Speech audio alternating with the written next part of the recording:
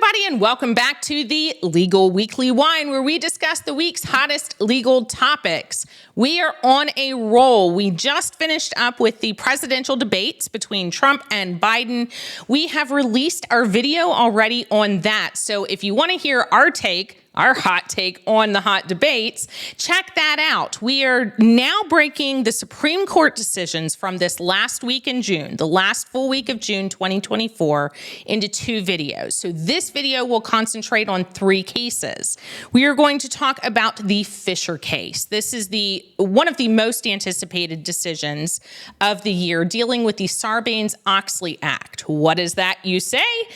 We will answer that question, but what you should know is this is the January 6th case. This is the case that deals with all of the obstruction charges for January 6th rioters or those who were involved. So we're going to break down that case.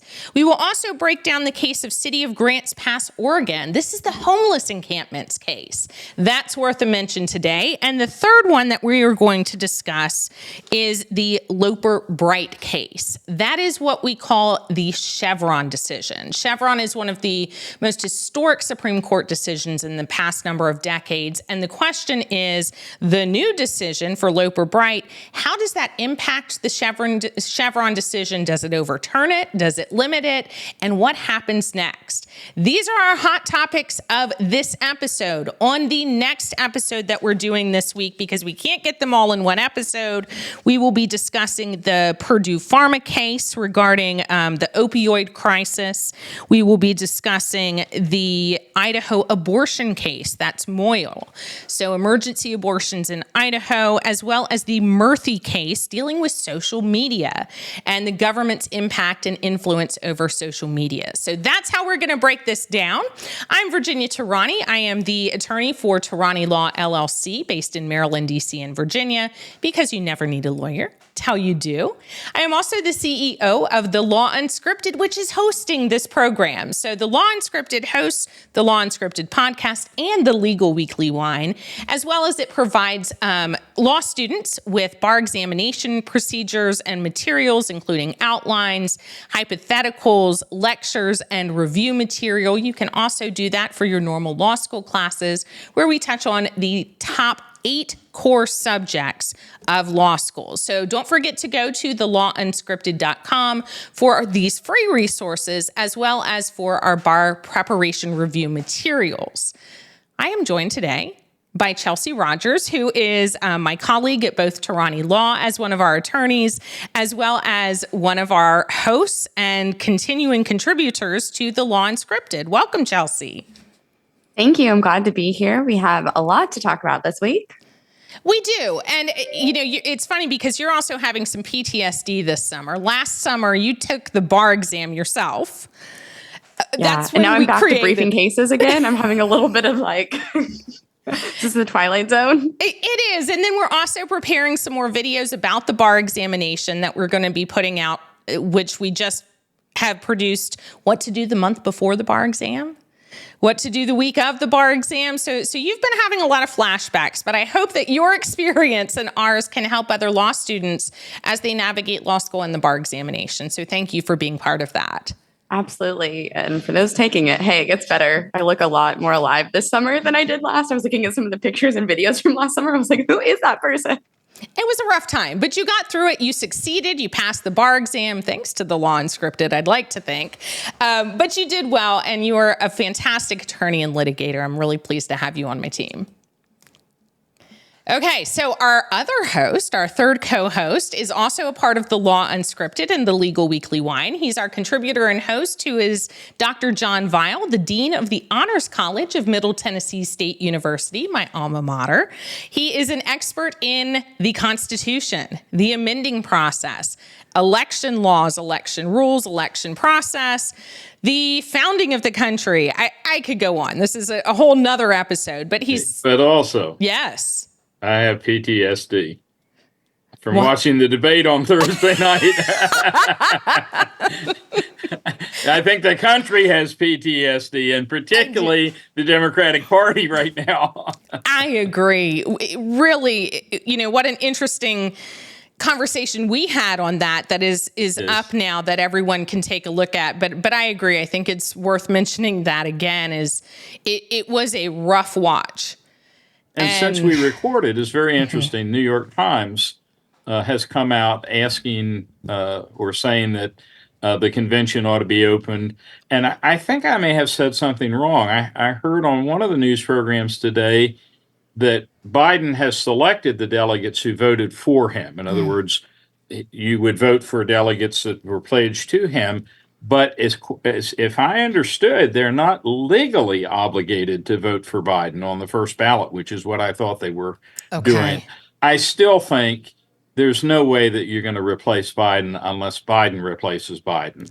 Yes. And again, I think the way to do that, I think there is a chance that if he thought the only way to beat, if he believes what he says about Trump, that he really is an existential threat, then I think there is a chance he would step aside if he thought someone else, that he were unable to do so and someone else were. But we will see. But it was interesting that the New York Times I was going to say they listened to our podcast, but since it wasn't broadcast by then, it wasn't perhaps yet. They did not.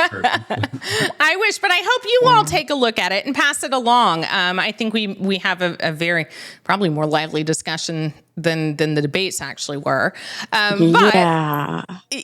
Yes. Look alive. I did not have sex with a porn star. Oh my God, me either. Twinsies. Okay. Virginia, is there a reason you're not talking? I kind of assumed that it's a given that I have not. Okay. I mean, at this point, who knows? I'm actually fascinated to see how this turns out. I've been listening to a lot of the other coverage and just people discussing it. I think everyone has kind of come to the conclusion on both sides all over the political scene that if it comes down to Biden and Trump in the election, we will have another 4 years of Trump. I think that is the overwhelming consensus. Well, and that's probably that is probably premature. Yes. Campaigns that's have true. highs and lows, and things can change on a time. And as we've talked, part of it could be changes in, it could be the Supreme Court decision that we're expecting on Monday. That's true. Which has to do with presidential immunity. So and we are going to take our one episode on that alone. So we are having. Well, they're actually.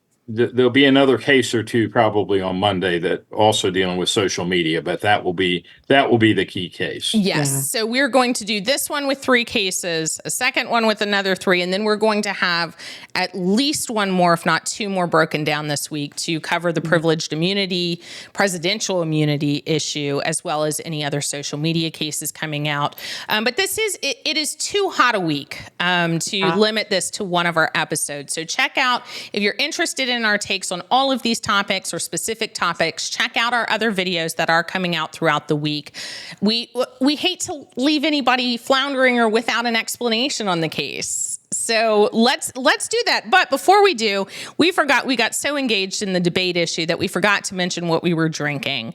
So today, let's make sure that we mention it. I am drinking, we've done this once before, but I'm drinking Este Vinho Verde, is a wine from Portugal. It's very nice and very light for the summer. I'm enjoying it very much, so I've brought that back. Dr. Weil has his trusty water. Pepsi, actually. I've cleaned it out already, but that's what I'm on today. Okay. I thought about getting a shot to pump me up, but I decided the Pepsi would work better. That's so funny. And I apologize for the dogs in the background. We're taping on the weekend, so you're getting my dogs a little more excited about people coming and going from my house. But I don't think anybody minds too much, the dogs. Chelsea, I believe you're drinking another wine from one of our friends. Is that right? I was yesterday. Today, I haven't hit it with the caffeine, so I'm back on it with the Celsius. But yesterday, I actually... Is it peach? No, this one is mango passion fruit. Oh. Okay, now you're a traitor to your state. It's got to be peach. So I did have a new wine yesterday, though, and it might be my new favorite, which I think is interesting. So it is, and I will send you the picture of the bottle. It's Marenco is the brand, and it is a sparkling red. And it is in Italian, so I'm not going to even try to pronounce it. But it was so good. It was like a sparkling red. It was almost sweeter than Moscato, which I feel like is hard to do. It was so sweet. I didn't save any for today because after we taped yesterday, I finished the rest of the bottle because it was so good. That's PTSD funny. again. Yep. Yeah, I think we were all drinking yesterday. I know I drank a little bit more than usual. Usually I try to do 1 to 2 glasses, and it went a little farther down than that as well. Yeah, I also have a hefty pour. So we got through 2 glasses during the taping, and I was like, one more large pour and the bottle's gone. I might as well. Well, what we may do is have you go back out for another bottle, and it was someone who actually suggested it to you. Is that correct? Yes. So I'm in Columbus, Georgia, and the bottle shop very graciously donated 4 bottles. So we had the first one last week, the second one this week, and we will see the next 2 in the next coming weeks. Fantastic. Well, cheers, everyone, and off we go. And Dad's holding up the Pepsi bottle. And yes, I keep slipping here, but it's not a bad thing. For those of you who don't know, Dr. Vial is my father, which means I'm even more privileged to be having him as our co-host. I think he kind of felt roped in, but he seems to keep coming back. It's been a year since you've been hosting with us. Been a while. Either you love me very much or you really are excited about the show yourself. Or I think he just wants to make sure we balance out my mouth. Well, that's right. Yeah, I'm here to proctor your drinking. Make sure we don't. It was funny. One of the funniest comments, and we'll get into the cases that and Dr. Vial has ever said is we end up taping the weekly wine sometimes during the days, not at happy hour when we're all supposed to be drinking. And many times we've done them in the early mornings. So we had one comment last year where Dr. Vial was getting into the program and before we started on camera, he said, "Virginia, I'm getting a little worried." It's like, well, why? What's going on? He's like, well, you're drinking. I was like, well, it's the weekly wine program. I'm drinking a glass for the weekly wine. He said, yes, but you're drinking awfully early. And I said, but you're the one who wants to tape in the morning. so yes, blame Dr. Vial for my early morning drinking. At least I don't continue during the day, but that was one of the funniest conversations we've had. Okay. I went to grab a Celsius the other day under the fridge and I was not paying attention and it was in the morning time and there was a box of Trulies sitting next to it, which look incredibly similar in their cans. And it was early. I was not paying attention and I crack it and I go to take a sip and I was like, what was that? And it was like 8:00 in the morning. Yeah, we've had some early tapings, but it's good and it's exciting. And I am excited about this week's. I'm not sure which ones I agree with, so I'll be interested to see your own personal opinions on these cases, as well as our legal breakdown as to what the reasoning is, why the outcomes are, what they are, why the holdings of the Supreme Court are there. And I think I am a little bit surprised on the Fischer case. Let's start with that one. I think that's the one at the front of everybody's mind. And this is Fischer versus United States. It's regarding the Sarbanes-Oxley Act of 2002. And for those of everybody who continuously forget or don't know what in the world this is and why does it matter, the issue is the January 6th cases. So as most people know from the January 6th riots, or however you want to phrase them, they're generally known as the riots of January 6th, that many people were prosecuted and still are being prosecuted for actions they took on that day surrounding and inside of the Capitol. And many of them have been prosecuted under the Sarbanes-Oxley Act of 2002. There are specific phrases within them, specific subsections, which we will break down for which they've been prosecuted, and multiples have been convicted of them. This Supreme Court decision says that at least some of those convictions were improper based upon the reading and interpretation of the subsections. So what we're looking at is what parts were improper, who was improperly convicted, what happens to those who were improperly convicted, and what happens to the case that's pending against Trump under the same act. So as a breakdown, there are 4 criminal prosecutions pending, one of which is pending for sentencing only. He was just convicted this spring in May, I guess, under the New York State prosecution for fraud, essentially for business misrepresentations, false business documents. He is currently under prosecution in Georgia, another state case regarding election subversion. There's the documents case. This is a federal case in Florida brought by Special Prosecutor Jack Smith. We've mentioned this several times as well, especially regarding the judge right now. There's been a lot of discussion on the judge and whether she's properly handling the case or not. That involves Trump's use of classified documents from his time during the presidency, whether he should have had any, whether they were classified, and whether he mishandled those classified documents. And then there's the D.C. federal case, also being handled by Jack Smith, for which he's being prosecuted criminally for actions on and surrounding January 6th and the election. Essentially another election subversion claim of fraud against the United States people, claiming that the election was stolen when in fact it wasn't. And part of it is based on this act. So that's a not so brief description of what's happening. But in this particular case, Fischer is going to impact Trump's D.C. case, his federal D.C. case. Dr. Weil, let me start with you. Give us a background as what is this Sarbanes-Oxley Act of 2002? It basically has to do with fraud involving documents. It was brought about after they were doing a fraud case, and they discovered that there was not a law that covered an accounting firm intentionally destroying documents that were needed by the government. So they said, and it was obviously an omission in the law, but omissions in the law mean sometimes people go free. And so we're not going to let this happen again.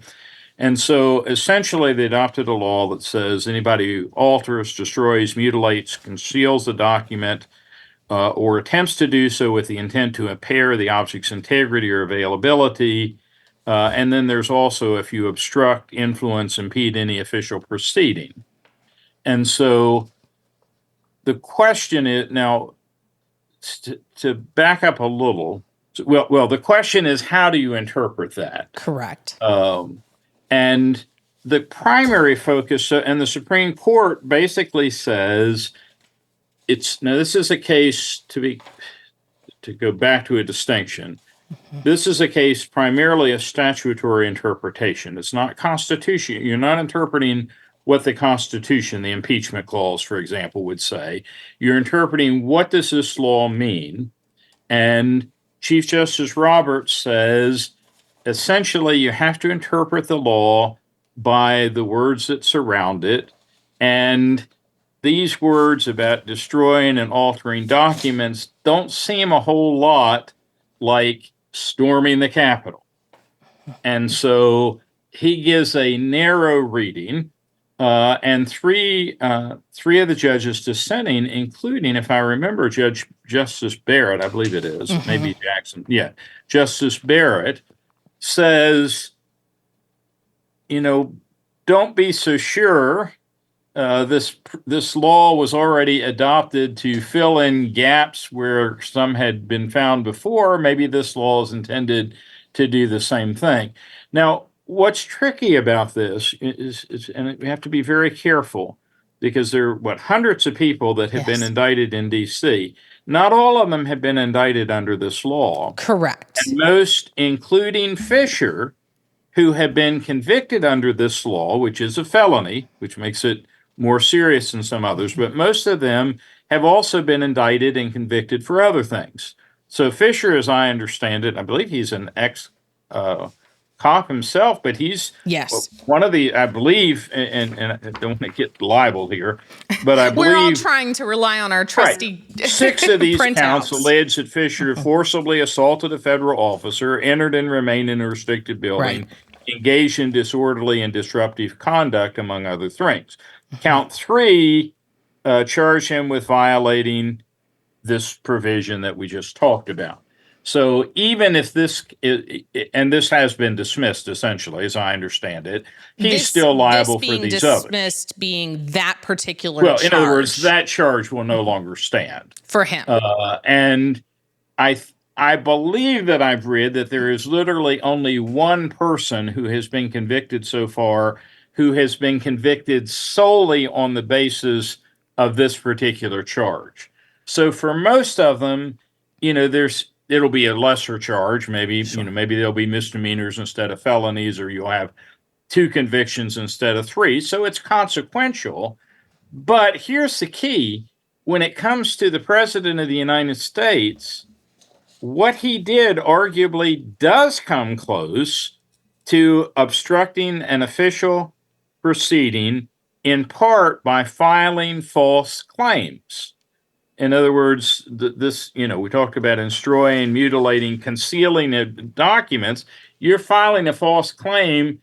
Special prosecutors thinks that he can still go ahead with his prosecution of Trump on this basis. So I'm not really sure, that may be another trial down the road. But what's fascinating about this case, and I don't know that we have another equivalent. Even during the debates, if I recall, Trump continues to refer to the people who attacked the Capitol, including throwing things at police officers, bear spraying them, breaking windows, sitting at people's desks, defecating apparently in the building, et cetera, et cetera. He continues to refer to them as hostages and says he's going to give them a pardon, which he would have a right to do. Correct. But what kind of signal would that send? So, this is one piece. It doesn't mean the case against Trump is won or lost, but it does somewhat narrow, particularly for the other participants, what they can be charged with. Right. And I think that the biggest point in my mind is it doesn't eliminate all obstruction cases for January 6th. Right. It does not mean people cannot be prosecuted under this act. It does not mean that people can't have other crimes like trespass, like destruction of property. It just means for this particular provision, for this subject, for this subsection of the Sarbanes-Oxley Act, they're saying that a different level of evidence, a different type of evidence must be presented to prove the allegation. And in Fischer's case, they did not believe that enough evidence was presented for that allegation, meaning that they did not believe he had interfered with any altercation, destruction, mutilation, or concealment of records. Right. So they've dismissed that charge for him. But Dr. Vial, as you were saying, all the other charges that he can proceed on. There's still the beyond a reasonable doubt. I think he's already been convicted of them. Right. So they stand. You might have to look back. If you did a conviction based on 4 crimes and he's only guilty of 3, you might have to go back and adjust what the sentence would be. But I don't think it's a get out of jail free card that some people probably thought that it might be. Chelsea, what's your take on it?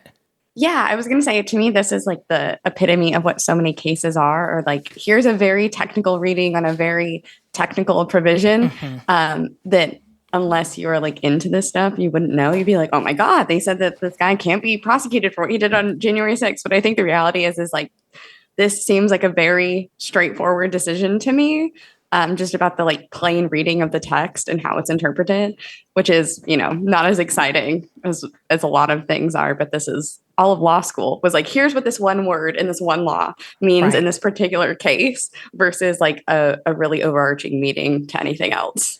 It definitely wasn't the sweeping decision that many people thought it would be, of eliminating thousands of charges and convictions, of, letting anyone go free. Yeah. And Dr. Vial, as you said near the beginning of this discussion, it doesn't apply to that many people. There were only so many who were only charged with this provision. Yeah. And of the others, there was that plus more. And that's what Trump has too. Let's talk about that. So for the case against Donald Trump, as I understand it, and I pulled that case back out, there are 4 indictments, 4 charges. And one of them is for the conspiracy to defraud the United States. So that's a whole separate act. That is not the Sarbanes-Oxley Act. That is U.S.C. 18 U.S.C. 371. So that's a whole different rule, different law that's under. So that doesn't even apply. So indictment 1 would still be able to proceed, even despite Fischer's ruling. Now, there is count 2. is regarding 18 U.S.C. section 1512K. That is also not the Sarbanes-Oxley Act that is at issue with the Fischer decision. Under that, it says, for K it is not, however, under 1512C2, that is the Sarbanes-Oxley Act. That is that issue. C1 is the one that's at issue in Fischer. Correct. So in Trump's, count 2 is did knowingly combine, conspire, confederate, and agree with co-conspirators, known and unknown to the grand jury, to corruptly obstruct and impede an official proceeding, that is the certification of the electoral vote. So with that, Dr. Weil, do you think that one will proceed based on the Fischer ruling? Let's be more specific here. Well, I mean, I think the primary thing that Trump is alleged to have done is to basically try to present false slates of electors that he had every reason to know were false, had not been duly elected. And that comes much closer to, I think, what Sarbanes-Oxley was about than somebody who simply breaks into the building or assaults a police officer, however heinous. And by the way, I don't think you find much sympathy in this decision in either the majority or the dissent. So the dissent is actually a little bit stronger. And it's interesting that Amy Coney Barrett wrote the dissent. Because she is generally regarded as a conservative, although and was nominated by Trump. Pardon? Yeah. And was nominated by Trump. Was nominated by Trump Absolutely. and squeezed through at the last minute, if you'll remember. Yes. Yes. So, the court is already, there's at least 3 liberals on the court that you would expect might vote against Trump. You put her with it. But if you read the majority opinion, I don't know that Roberts tends not to get off track too much on things like that, but I don't see any particular sympathy for the people who attacked the Capitol there. So that might be a harbinger that, and I mean, I'd hesitate to predict on Monday, but I don't think the Supreme Court is going to give complete immunity to the president. Now, whether they will give some immunity, whether they will delay the case a little bit more by trying to distinguish between official and unofficial acts, who knows? But if I were Trump reading this decision and he interpreted it as a great victory, I'm not so sure that it's going to do him a whole lot of good. I don't think so either. I mean, and I think it's strange to think that this is some sort of victory. This seems like such a normal decision to me in comparison of everything that we're talking about. This feels like a very normal Supreme Court decision. Well, again, it's statutory interpretation of the Constitution. It'll have implications for the constitutional law, but it's not directly a con law case. Yeah, and I think the other point, Dr. Weil, of discussing Justice Barrett is she was the dissenting opinion writer, joined by Justice Sotomayor and Justice Kagan, and she is the Trump appointee. And her statement, and I think Trump should be concerned on this for the upcoming case, is this is how she phrases the very start of her opinion. Joseph Fischer allegedly joined a mob of rioters that breached the Capitol on January 6, 2021. At the time, Congress was meeting in a joint session to certify the Electoral College results. The riot forced Congress to suspend the proceeding, delaying it for several hours. Now, here's the key, she writes. She says, the court does not dispute that Congress's joint session qualifies as an official proceeding, that rioters delayed the proceeding, or even that Fischer's alleged conduct, which includes trespassing and a physical confrontation with law enforcement, was part of a successful effort to forcibly halt the certification of the election results. Given these premises, the case that Fischer can be tried for obstructing, influencing, or impeding the official proceeding seems open and shut. So this is not favorable to Trump. No. This is his own nominee saying this was a riot. These were people who were obstructing the Electoral College proceedings and certification of the Electoral College results. this seems to say by his own nominee, this was a riot. Yes, it was it does. not appropriate. It is criminal behavior. So why are we suggesting that you can't enforce a law that says you're obstructing a proceeding? And again, the majority's answer is the other examples that are given all have to deal primarily with the destruction or concealment of documents. Correct. And, Fischer doesn't seem to be the type who was primarily interested in documents when he went to the Capitol. Right. And I think that's what it really hangs on, is they don't seem to be questioning the term riot. This is not a decision as, was this a riot or was it not? It is, Chelsea, like you're saying, a very limited decision as to what do these words of the statute mean as far as impeding or obstructing a formal proceeding. For Trump, it's different. He was not physically in the Capitol. He was not one of the marchers. So when we've got counts 2, 3, and 4 against Trump, where they're saying he attempted to and did corruptly obstruct and impede an official proceeding, and then count 4 is intimidation. So this is a different one. But count 2 is conspire to obstruct, right? The certification of the electoral vote. Count 3 is attempt to obstruct. His is different because of his lack of physical presence there. The Supreme Court isn't saying you can't be convicted under this act. They're not saying the act and the law itself is unconstitutional.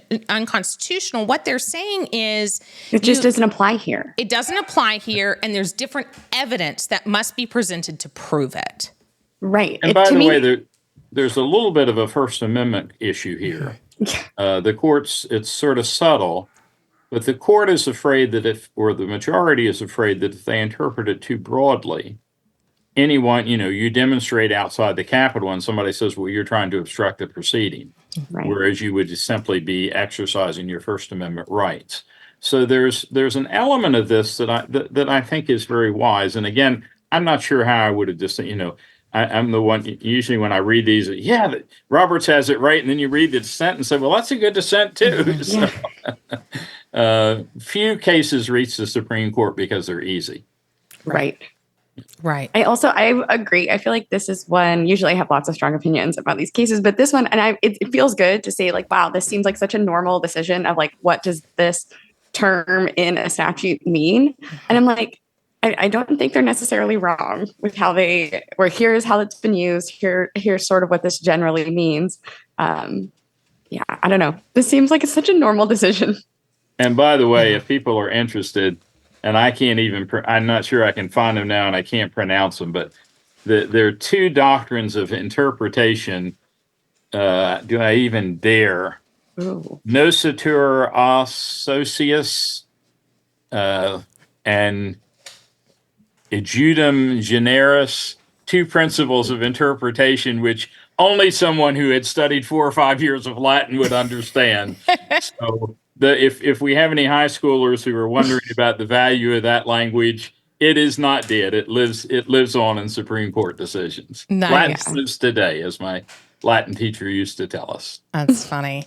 And for the final holding then, this method of proof, what they're saying is in order to prove, so quote, to prove a violation of section 1512 C2, the government must establish that the defendant impaired the availability or integrity for use in an official proceeding of records, documents, objects, or as we earlier explained, other things used in the proceeding or attempted to do so.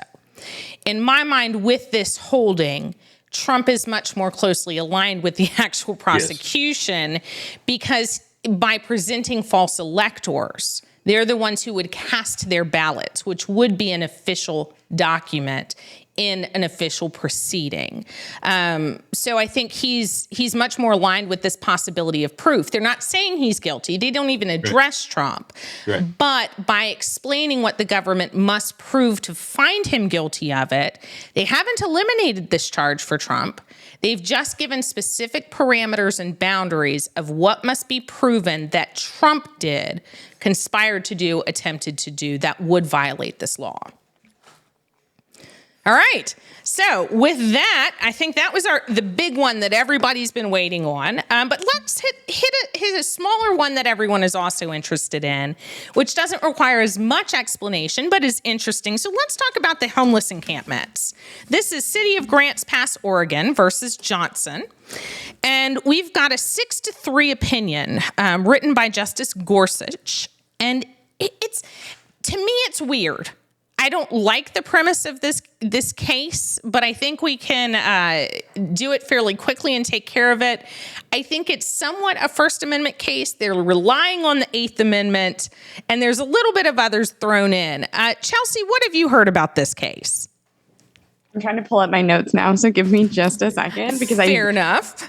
It's like my computer has frozen, so somebody else wants to take it from me because my computer's frozen. Okay. So basically, particularly in the West, and there's some discussion about that, there's more homeless in the Western states than elsewhere. Some people, by the way, say it's because they're more liberal, and they've made it much more difficult because of environmental regulations and others for people to build houses. And when you can't build enough houses, you have people who are homeless. And so what happened is a lower court it's Oregon, right? Yes, Grants Pass, Oregon. Right. So a lower court or a judge in the state had issued a ruling that basically says you can't fine people for trespassing on public parks or under bridges and the like, unless you have adequate number of beds available for the homeless. And to do so is cruel and unusual punishment. Which is the prohibition of the Eighth Amendment. And what's fascinating about this case is it actually shows a good bit of knowledge about homelessness.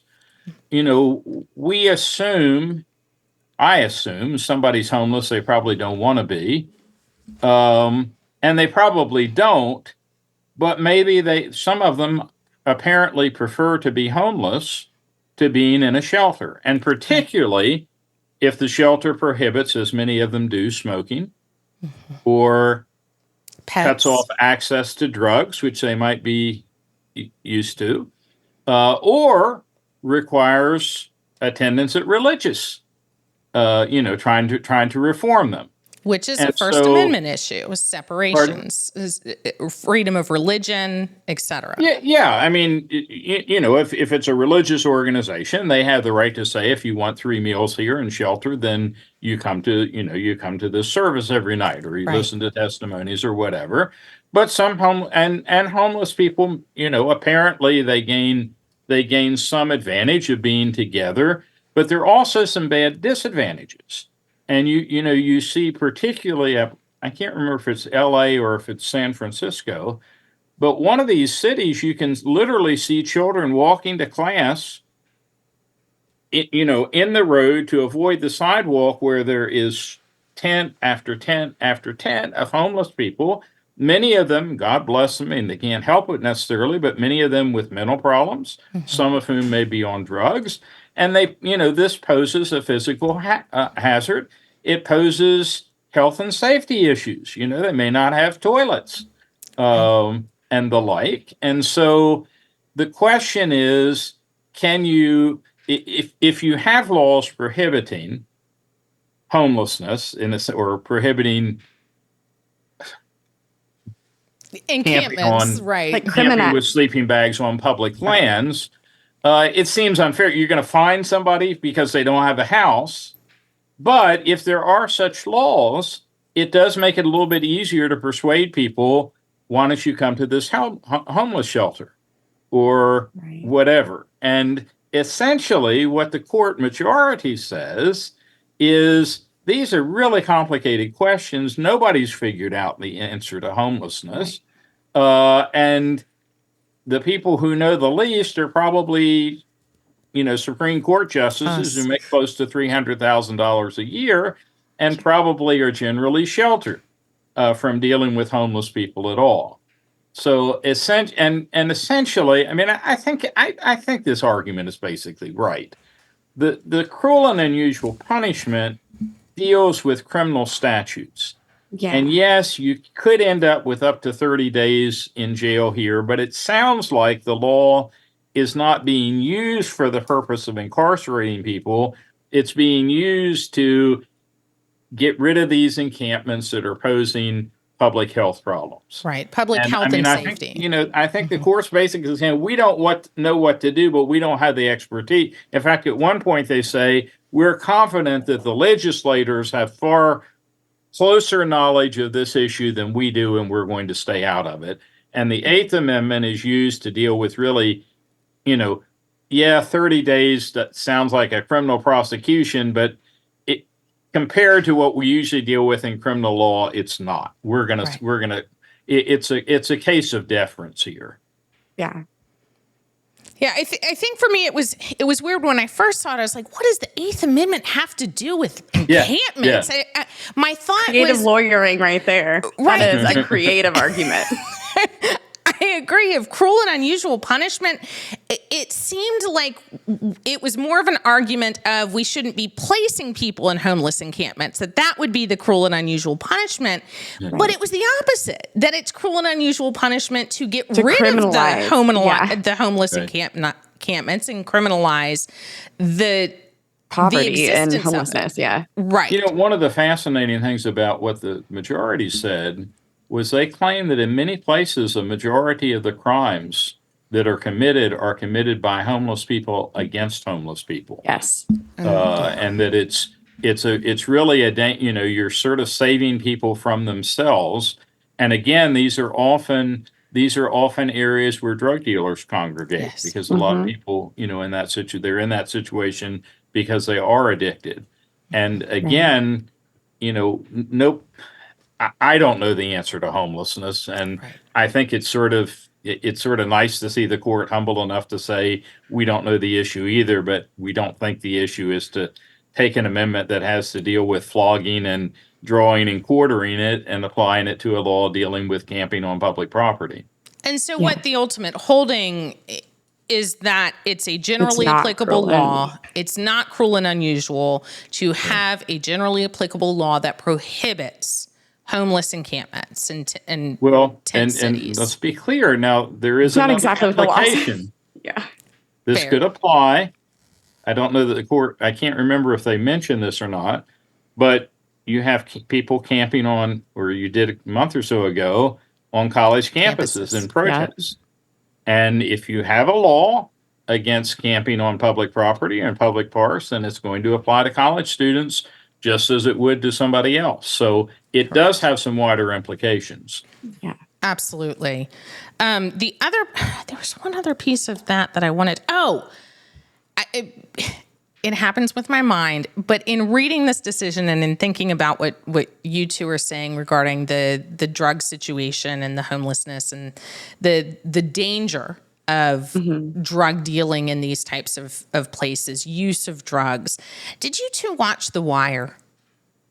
I have not. Okay, it's this. Many people will know it immediately. It was a great TV series, one of the best I've ever seen. I couldn't watch it twice.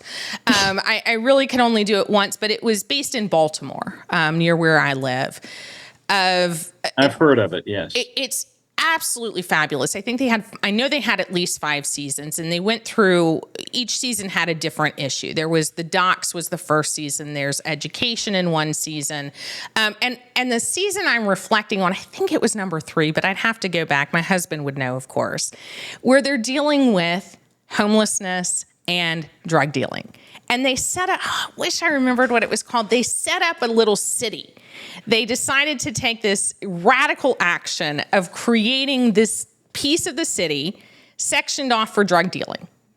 And it wouldn't be policed. They wouldn't do anything. It was like, okay, this is where you can go and get your drugs, do your drugs. We're going to make sure there are condoms. We're going to make sure there are safe syringes. We're going to make sure that there are safe things available for people who go there, but we'll just stick it over here and hopefully keep the rest of the city safe of Baltimore, where if it's, it was something town. They didn't call it drug town or crack town, but that's basically the idea that it was, is, okay, over in crack town, you can go do that.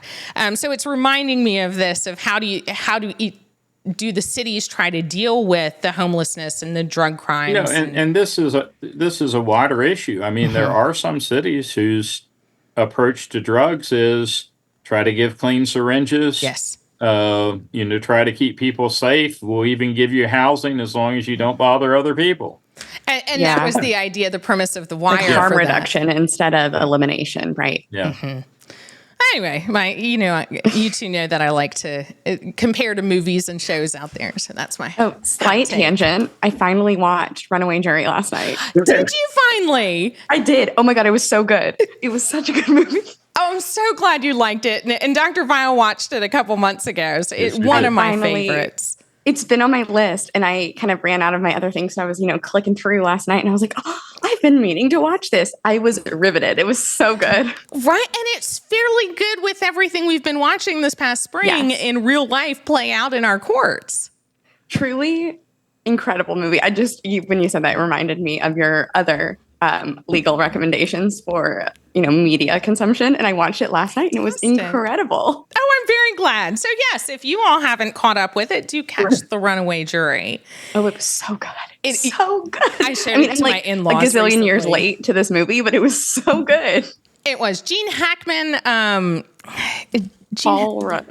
Who was the other guy? Two extremely famous people. Like the main guy? Yes. Paul Rudd. No, the other attorney. Gene Hackman was the jury consultant. Who was the main plaintiff's attorney?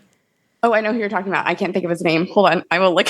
Yeah, look it up, but it's absolutely fabulous. Rachel Weisz was in it. Yes. Paul Rudd, Gene Hackman, and then the plaintiff's attorney, who is extremely famous. Yes, okay, so while you're looking that up, do tell us who that actor was. But the final case we want to talk about on this particular Dustin program. Hoffman. There it is. Yeah, why I couldn't remember Dustin Hoffman. I'm like, he's really famous. Yes, he clearly is. Dustin Hoffman. So let's take that and go to our final case for discussion today of Loper Bright and Chevron. I never even knew what this was until I went to college and Dr. Vile was teaching a constitutional law class and he discussed this case. I still think it took until law school to fully understand what in the world did it have to do with anything I cared about. But we at least got the principles down. So Dr. Vile, take us through the current case is Loper Bright, but it's the Chevron doctrine. What is the Chevron doctrine? Yeah. Chevron is basically a principle of judicial restraint, I guess you would say, where, to go back to our earlier case, a lot of laws are written ambiguously. And somebody has to interpret them. And typically the first group to do so are administrative agencies, Food and Drug Administration, FDA. SEC. You think of a whole litany and essentially what the court decided in Chevron was if the law is ambiguous and if an interpretation is within a fair interpretation of that law, then they were going to defer to the regulatory agencies, absent a decision by Congress to change. Congress could always change the law to make it clear, which they sometimes do. And in some ways, I always thought that Chevron was done in 1984. And perhaps I conflated the two because, as you know, in 1937, the court made what's called the shift in time that saved nine. It had been striking down major laws dealing with the regulation of the economy.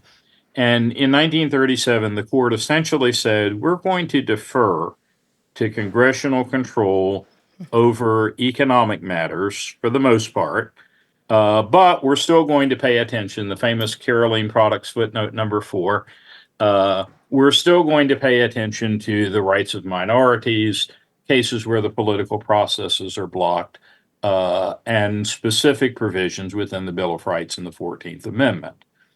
And I sort of conflated these two cases together, but they're really not, because Chevron goes beyond that and essentially says, not so much that we're deferring to Congress, we're going to defer to the interpretations that have been given by regulatory agencies to laws, and that's going to be it. And in this case, the court says, hold on, Marbury versus Madison, we're the ones who decide what the Constitution is and how it should be interpreted.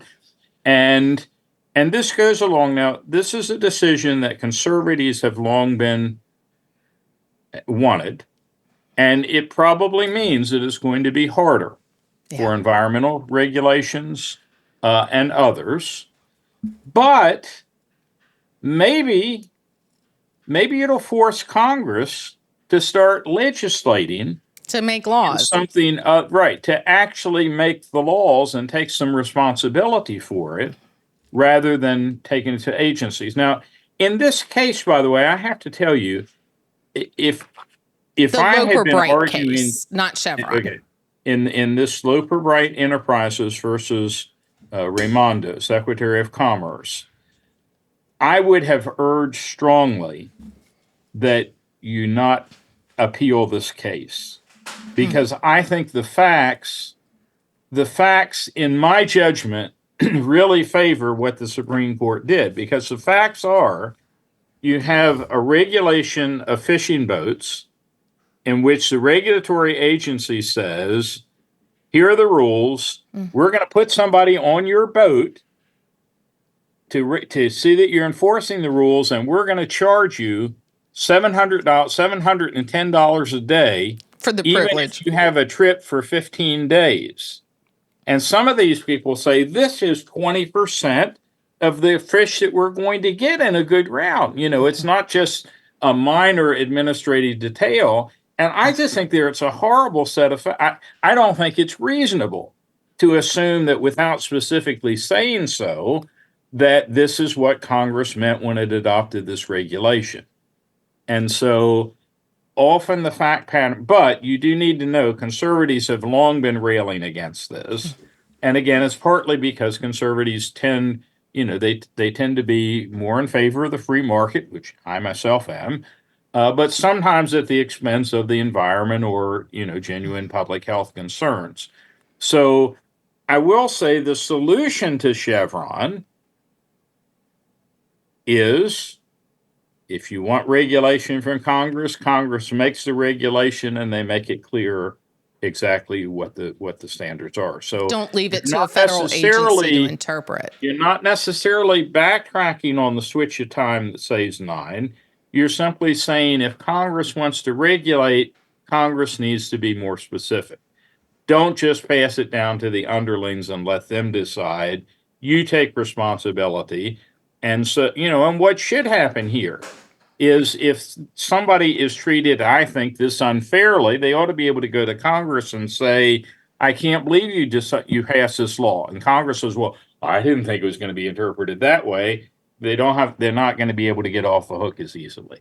Some of them are actually going to have to do work instead of showboating. Wow. Chelsea, I think it's interesting. Yeah, good. I was going to send it to you. Please jump in. I meant for you to here. Go ahead. No, I think this is really interesting because, anyone who's watched the show can probably guess my political leanings and what they tend to be. But taking administrative, or I took public law, which is administrative law, same thing, which is where you learn about this. It's crazy, okay? It's even for me to say, it's crazy that we have so many people who are unelected, sort of accountable to anybody, who are just making would essentially become, under the Chevron doctrine, are as binding as laws in a lot of these situations, and that they're really, they have their notice processes and all of this that are required, but not really. They just kind of have this broad swath of power under Chevron. So I think this is a good decision. I don't know how it's going to play out. And I know that, perhaps there will be some downsides, but I actually think this is a good decision. I'm excited for it. And, this actually goes along with the case last week in which the Supreme Court said, you can't fine somebody $300,000 without giving them a jury trial. Right, exactly. That was the other agency limitation. Yeah. Yes. Yeah, I'm glad you mentioned that because I was going to bring that part up is it's two cases, this one and the other one that are limiting the reach, the power, and the enforcement of federal agencies and ultimately what putting it back on conservatives don't Congress. like about this, by the way, is they have many of them believe in what's called the unitary executive, and we do have one president at a time, but they think this means basically executive power is vested in the president and the president alone. The problem with these independent agencies, as they see it, is it's an exception to cabinet officers. You can't generally fire them. Right. And so they believe that you have agencies that are acting in a way that is unaccountable to elected officials. And there's also a general concern among most conservatives, many of them, they do not like Woodrow Wilson. They don't like the progressive era because this was a time where the elites, many of the progressives thought that what you needed for government was simply good administration. You're going to put the experts in charge and they're going to run it. And if experts were in fact, as wise and dispassionate, perhaps that would be a good thing, but they had their own interests. And so sometimes I think, the agencies take a will of their own that really goes far beyond what the people or Congress or anybody else would want. All right. I actually really agree. Yeah, I think that this is. We're going to convert you, Chelsea. No, you are. That's what I'm saying. I think people are surprised because I'm like, yeah, I don't know. The whole unaccountable agencies being kind of in charge of a lot of things was very distressing to me. And the more I got into it in law school, I was like, yeah, I don't like this. This is not making me feel good about things. And part of it is, just the complexity of modern life. When you think that's of, true. Hundreds and thousands of, transportation, communication, problems that people didn't have in the first 100 years. Yeah. It's hard to think of Congress minutely or even managing the president all of that, minutely doing this. And I think what you're going to find in a lot of these, I know that there's sort of a push, perhaps by legislation, that a president should be responsible for agreeing to agency rules as they're being issued. Now, again, you probably have a whole new bureaucracy under the president there. Yeah. So we're never going to get to nirvana on this, but that might be a partial solution. Never. Okay, so that's going to end our conclusion. I'm going to draw it to a close for those issues. Next time we will be talking about Purdue Pharma. We're going to talk about the emergency abortion case from Idaho. I'm making up a state, with Moyle, and then we will talk about Murthy, which is the social media case. So stay tuned for those for the next episode. Like and subscribe so that you can follow them and be alerted when we do have our upcoming episodes and when they come out. And then stay tuned with us for this coming week regarding the presidential immunity case. That will be coming down. Don't forget to like and subscribe to also find our Law Unscripted material through the bar examination classes and reviews, as well as the Law Unscripted podcast. I'm Virginia Tarani. I'm joined by Chelsea Rogers and Dr. John Vile, and we will catch you next time on the Legal Weekly Wine.